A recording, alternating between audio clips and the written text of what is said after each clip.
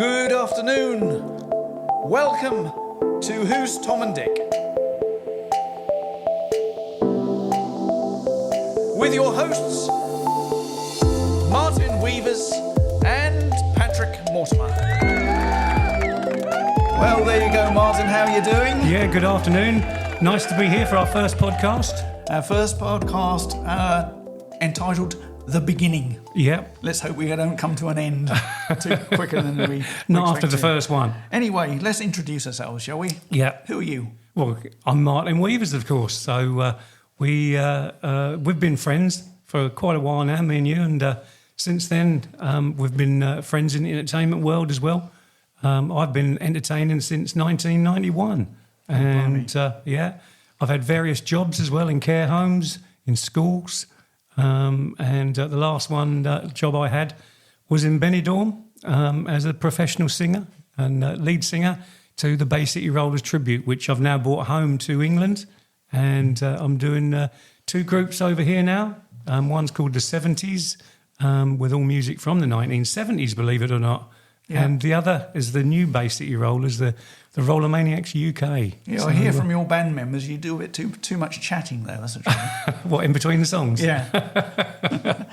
Oh, I like to have a chat. Yeah. So that's me, roughly. What about you then, Pat? Well, I was basically in construction, as you know, but I had a sideline in entertainment, being a stage hypnotist for a number of years. And then I met you, and you came along and assisted with the setup and the sound and everything. And before we knew it, we were forming a comedy double act, appearing on such shows as Des O'Connor. Cool, those are the days. And Michael Barrymore, Yeah. to name but two, because that's probably the only two we were on, wasn't it? The other ones we name drop. That's where you need your ka-ching. Yeah. Your little sign. We were on Barrymore and we were on Des O'Connor. There you go. So There you go. Yeah. So we've got all the sound effects here. yeah. So, And it reminds me of a tale when you cornered Des O'Connor in a lift and got him to sign, I think, a pirate copy of his own CD, didn't you? he'd never seen it before in his life. Brilliant. I don't know where my auntie got it from, but some car boot sale somewhere. Yeah, brilliant.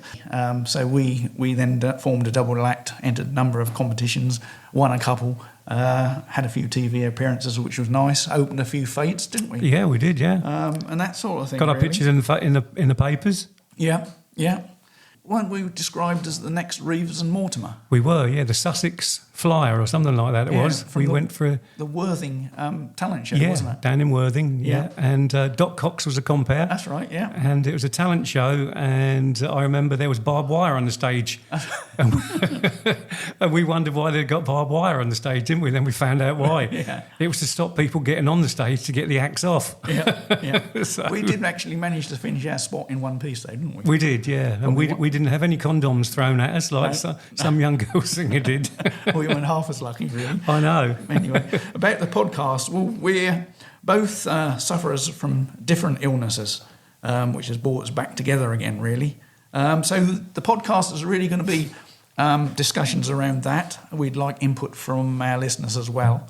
And we're going to bring plenty of humour into it because it is quite a serious subject and we're not going to ridicule it in any way. I think that about sums it up, doesn't it? Yeah. We're going to have some guests along the way. We've got some nice ones lined up. But Yes. I think we ought to describe why we called ourselves Tom and Dick, don't you? Because that's all people ask me is, who's Tom and who's Dick? And Well, where's Harry? And where's Harry? Exactly. Yeah. Well, it's Cockney rhyme and slang, Yeah. basically. Pat came up with the idea, didn't you? Yeah. Which I thought was really good. And so people who don't understand Cockney rhyme and slang will probably think, what the hell is it? Yeah. Well, Tom and Dick stands for sick. Well, we couldn't have a podcast called Sick. So that's why we come up with the rhyme and slang Tom and Dick. So that explains that one. Yeah. We're going to have some interesting facts, bit of weekly news and events, funny stuff, maybe a bit of sport. Who knows? We like our sport. We do. Questions and answers. If you have any questions or have any little tales you'd like to tell us, we'd love to hear from you so we can include those. I think the best thing to do, we've got quite a bit to cram into this 30 minutes. So the next podcast will probably be more structured. We're both novices at this. We've just been fiddling around with all the setup.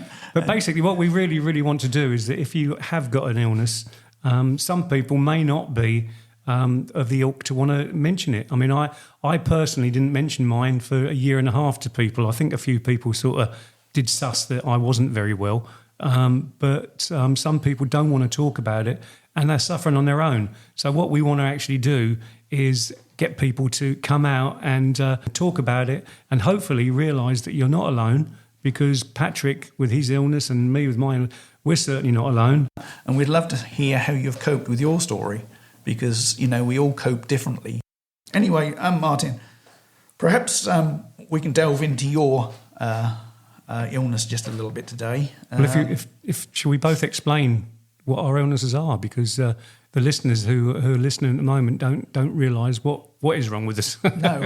I mean, I'm going to talk about. Well, there's a lot of other things wrong with us, which are quite obvious. But we're sitting here laughing and joking, but we do both have serious illnesses. Yeah. So I mean, mine is lung cancer. I've got it on the left lung, and it's stage 4. It's inoperable, and it's incurable. And they can't remove the lung, because if they remove my lung, then it could disturb it and spread it to elsewhere. Because at the moment, I'm really lucky that I'm using. I've had chemotherapy at Christmas time. I had four lots of chemotherapy and 2 lots of immunotherapy, and it seems to have shrunk my cancer, which is fantastic news. It's not stopped me singing or doing anything apart from the times I get infections, and that's why I have to be very, very careful about meeting people, because I don't realise what infections people have. They might come up all friendly, especially at a gig and things like that, want a photo because we dress up in all the tartan gear for the Bay City Rollers and all the 70s gear. People want photos. Yeah, you had to get a plug in, didn't you? Well, this is why I'm mentioning it about meeting people, because the infection then puts me in hospital. And that's the worst thing that could happen, because I've always said that it will be something different rather than cancer that will take me away. But I don't look to that. I look positive towards it, and I'm now on a new tablet that's just come out. I'm only the second person to be using this tablet, and I've had some sort of a few little teething problems with it, with problems that a lot of people get with diarrhea, sickness, and things like that. But as I said, it's all part and parcel of my illness. I'm not ashamed to talk about it all. And if anybody wants to talk about it, then probably the best thing to do is to get on our Facebook page and put some messages on there. And if it's for my illness, then I'll certainly reply, and so will Pat. But so the tablets are now, I'm going back on them next week, and hopefully they'll start doing the shrinking.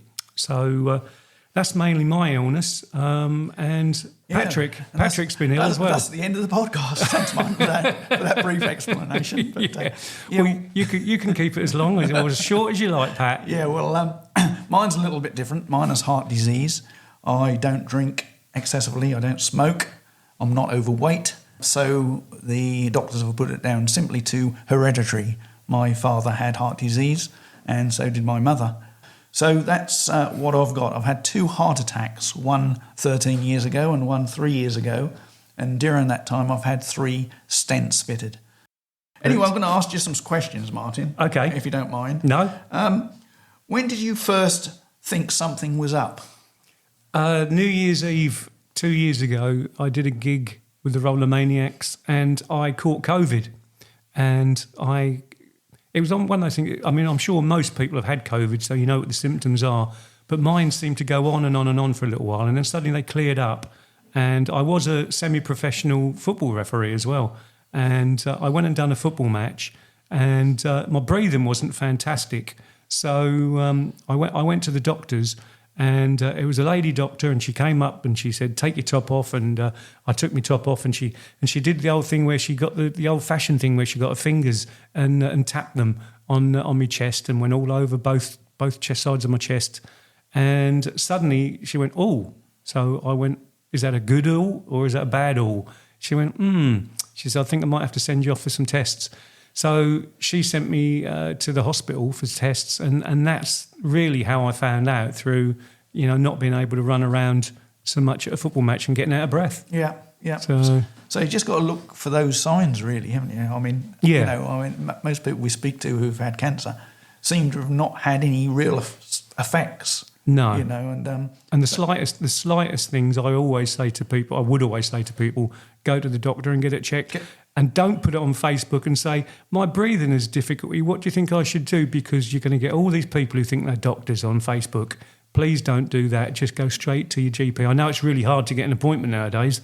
That is the trouble, but don't give up. Don't give up. Get your appointment. So when you went for your tests, etc., how long was it before you actually got the full diagnosis? It's really quick, actually.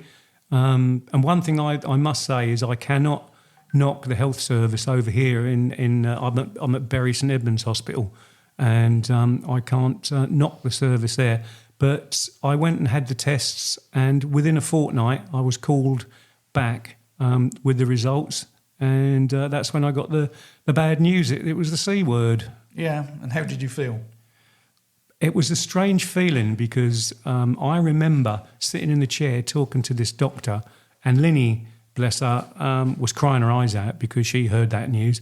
But it was a bit like I was interviewing him, and I was saying, well, what stage am I at? How long have I got to live? Asking all these questions. And I was in a little bit of shock, but I tried to rise above it. And this is what I've done sort of all along. I mean, as I say, it's a year and 3/4 now since I got the prognosis. So, it was about 2 weeks. How long was it before the treatment actually started? Straight away. I was called in to see the doctor, a guy called Dr. Patterson, and he is fantastic. And we have a fantastic meeting every time we meet. And he likes Ipswich, and and he knows I like Arsenal. And so what we basically do, we get over all the formalities with the cancer bits, and then we talk about football for the rest of the time. So, I got called in, and I was first started on a tablet that affected my heart, and it brought my heart rate right down. So I had to come off of that. He gave me another tablet, which then affected my liver, and it went up on the scale of about 200. When the liver should be right down to about 30 or something like that. Yeah. So I had to come down off of that. And then I went on chemo, which is why last Christmas I said on Facebook I just shaved my head. Well, I did shave my head, but it was before my hair fell out, you see. Right. So I wanted to keep it sort of, quiet-ish. Yeah. So, but as I said, I still don't know why I wanted to keep it quiet, because I'm not ashamed of having cancer. No. Well, being an Arsenal supporter, you're used to bad news.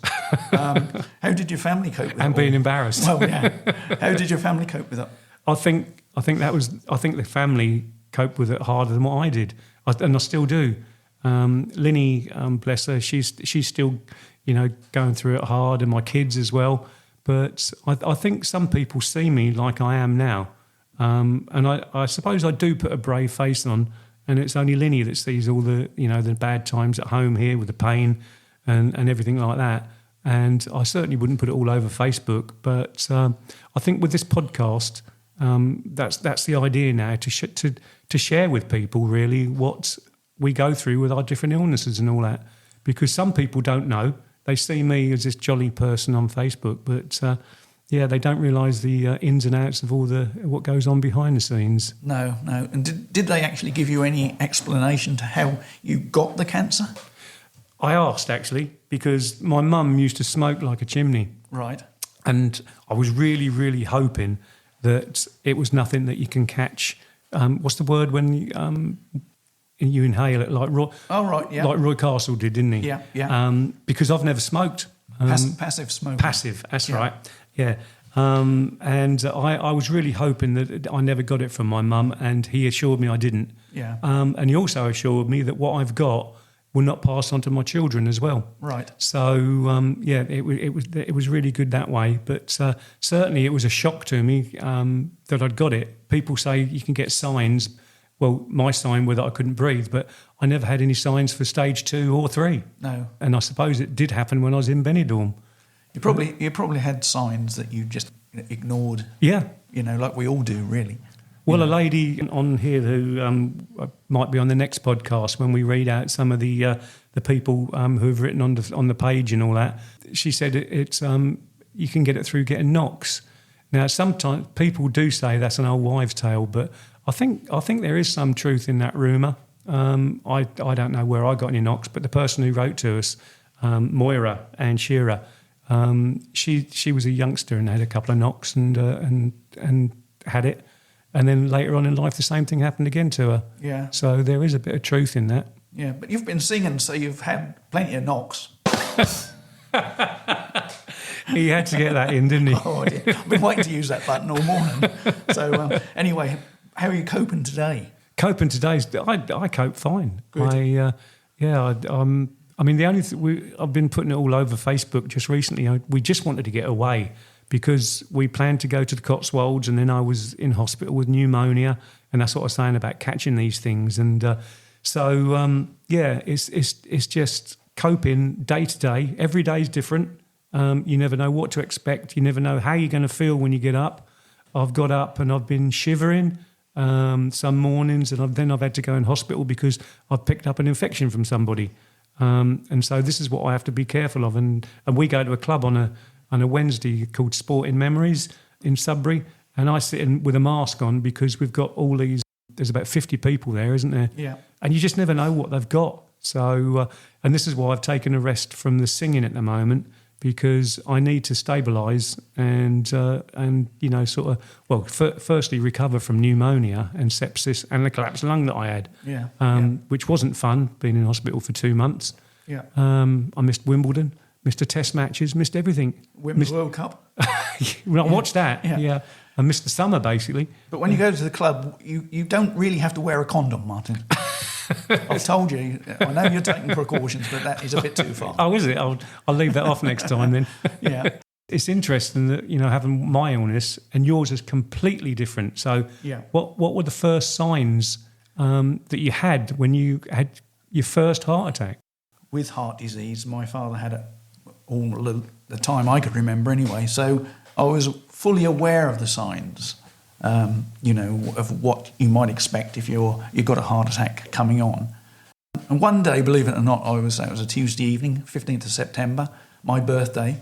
I was just getting in not the that car. You remember. No, just getting in the car to go to watch Ipswich Town, and I felt this pain in my chest, radiating down the arm, and I thought, this sounds familiar. So I got my son to run me up to the local surgery. My wife turned up and she said, "Nope, I'm going to take you straight to A&E." So we shot over to Bury St Edmunds Hospital again, the same one as you're been treating in, and into A&E. And by the time I got there, the pain and everything was worn off. And I said, "Oh, you can take me back, I'll go to the football." But no, she wouldn't have it. So they chucked me on a bed, strapped me up with all the electrical wires, ECG, da-da-da-da-da. And everything appeared okay. They asked me what had happened, and I told them. And at the end of the day, the ECG was fine. So they said, "Well, we'll just get the doctor to come round, and then if he okays you, we'll let you go." So with that, she left and came back 5 minutes later without the doctor, and all of a sudden I went white and grey. And before I knew it, they were rushing me into resus, pumped me full of injections, and said I'd just had a heart attack on the spot. The next day, they rushed me over to Papworth, and I had 3 stents fitted. Strange, really, because, it was a shared ward, 6 people on the ward, all heart patients, and it just seemed like a production line, people coming in and out all the time, patients, some there for bypass surgery, stents, what have you. 10 years later, almost to the day, I had my second heart attack. Exactly the same again, straight over to Bury. But by the time we got to Bury... Were you going to watch Ipswich? No, I weren't, thankfully. And they rushed me over to Papworth. And the new Papworth this is. And straight from the ambulance, almost like a garage, the door opened, they wheeled me out of the ambulance straight into the operating theatre. 2 more stents fitted. Well, I had 3 stents fitted. I had 1 stent fitted in the old stent and 2 new ones. Out for recovery, and here I am today, really. Well, I think they had your name up above your bed, didn't they? All ready for you. I think so. I think I got a... bit like me with G1 in West Suffolk Hospital. I think I got a resident spot there. But I can't knock the NHS. So were you frightened? Not really, because you were in such great hands. They knew exactly what they were doing.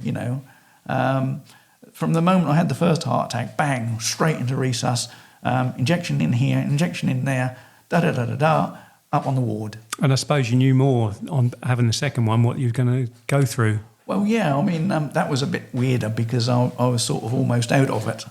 Wendy took me to the hospital, and she was shaking my leg trying to keep me awake. And then they gave me a couple of injections when I got there, and I perked up, and they rushed me over to Papworth. And that was just such a swish operation, straight in and straight on the table, and then straight up in the ward. In fact, Wendy, my wife, went home to get some clothes for me because she knew I'd be staying there. And when she got back, she came up to the ward and said, "How are you feeling? Are you going to have any operations?" I said, "I've already been done." So it was a very, very quick and swift, brilliant service, The strange thing is, with my first heart attack, I actually had Bupa healthcare because I was running my business at the time, and I never used it. I forgot all about it. Oh, God. So that's how your mind reacts when something like that happens, really. But like you, I think I'm a cheerful sort of positive thinking person, and when I went to rehab, a lot of people they shut down really, and thought that's the end. I've got to take life easy. Well, that's the idea of this, isn't it? Our podcast, to show that what we've been through, there is light at the end of the tunnel. Well, there is, yeah. I mean, I had a pilot's license, which obviously I lost when I had a heart attack. And I thought, right, I'm going to try and get that back. And I did. I got that back. I also got a motorsport racing licence back. Oh, well, not back. I got a new one and went motorsport racing. So I was proving to myself and the family, really, that the life had just begun, not stopped. Yeah. And appreciated things more. Oh, God, yeah, definitely. Yeah. As I said, each day, you appreciate every single day. Yeah. I mean, I've put lots of things on Facebook that might be immaterial to a lot of people, but when you go through what we've been through, it's lovely. Even just 2 days away the other day. But anyway, so medication, Pat. Personally, I'm on about 10 tablets first thing in the morning, and then half a dozen at lunchtime, and then another 10 at night. And what medication? Do you have lots? Yeah, I'm on medication for the rest of my life, but luckily I'm on about 8 or 9 a day. And I've got me what I call heart attack spray, which I have to take with me if I feel anything coming on, like angina or anything. Oh, is that the one you put on your tongue? Yep, yeah. Put it under the tongue, and that gives you a blinding headache, but frees up all your arteries and saves your life, apparently. So I've got that on me. But drugs are part of my life now. Yeah. So when you talk about the hospital and all that, I mean, how did you find all the staff? The staff were good? The staff were excellent, They couldn't do enough for you. Even the man who changed the papers in the bin bags in the bin, all cheerful, amazing people, So I've got a lot of respect for the NHS. Yeah. How long were you in for? Only 4 days. Yeah. Only 4 days, because it's all like keyhole surgery, so it's all fairly easy to do nowadays. All the guinea pigs have gone. It's all routine treatment now for stents. It's funny because obviously, I mentioned it before, our illnesses are different, but with a heart attack, I don't know, are you wary of the way you go about your day-to-day life? Or because I think, I mustn't lift this much, I might have a heart attack. I know, it's always in the back of your mind, but I just tend to get on with things, really. If I worried about it all the time, then I'd be like, some of the other guys who just accept it and sit in the chair. I'm not going to do that. I do what I want when I want. I've been on all the rides at Disneyland. I've been on all the rides with the grandchildren, Big Dippers, everything. What, since your heart attack? Yeah, every ride that I've been on has got a sign beside it. No heart attack patients on here. So I sneak on.